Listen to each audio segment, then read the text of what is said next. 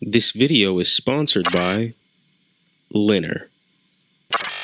So about a month ago, I woke up and just like any other morning, I took a look at my phone. Now, as you can imagine, I'm subscribed to quite a few tech YouTubers, and as I'm scrolling through my feed, I see people doing different breakdowns and analysis of different products, and I thought to myself, I can do something different. Or at least, I think. This is my long-term review of the iPhone XR.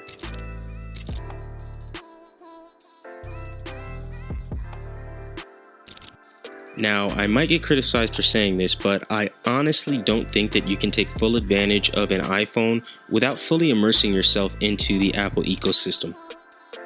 So along with the iPhone XR, I purchased a 2018 15-inch MacBook Pro so that I could take advantage of features like iMessage, iCloud storage, and AirDrop, just to name a few.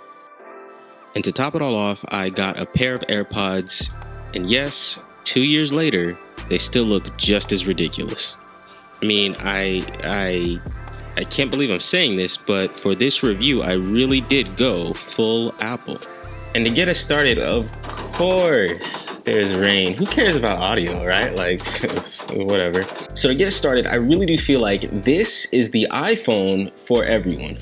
Now, just to give you a little bit of insight into my perspective, I come from using the latest version of Android. Now, while there are definitely some things that I miss, like for instance, having a fingerprint sensor, or, oh, a big loss was windowed mode on YouTube.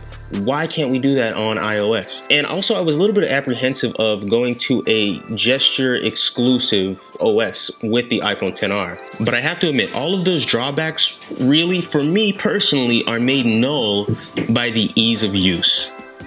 You know, I honestly think that you could give this phone to anyone, whether they are super tech savvy or they're not so tech savvy about anything at all. In fact, I actually got two. I got one for me, and I got this nice coral color for my wife. She even put like a little cactus case cover over it, but she's just not that into tech. She just wants a phone that can take good pictures and that's easy to use. And that's exactly what the iPhone XR is for her.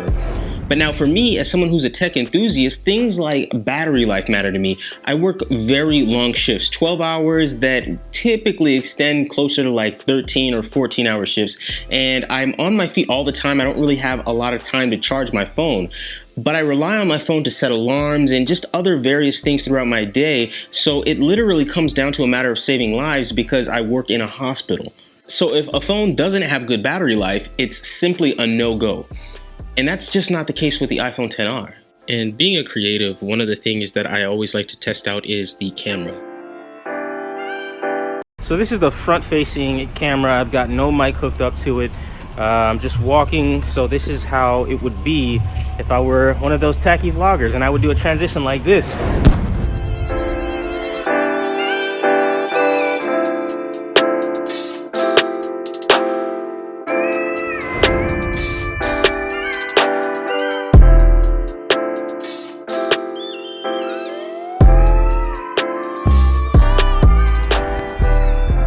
So all in all, my experience switching from Android to Apple has been surprisingly pleasant. It was a lot easier than I thought it would be, and using the MacBook, iPhone, and AirPods all in unison was really beautiful. It gave me a newfound respect for Apple.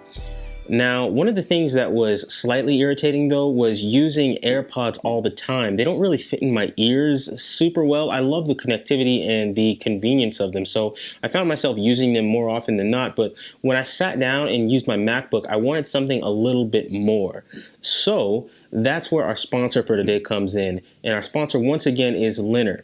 Now, they sent me a pair of the NC90s. It's an active noise canceling pair of headphones that has features that you find in brands like Sony and Bose at their highest level, like touch controls, like super soft earmuffs, and again, 3 levels of active noise canceling. So if you want to check these out, I'll be sure to leave a link in the description below. And as always, it's been Dop. Thanks for watching.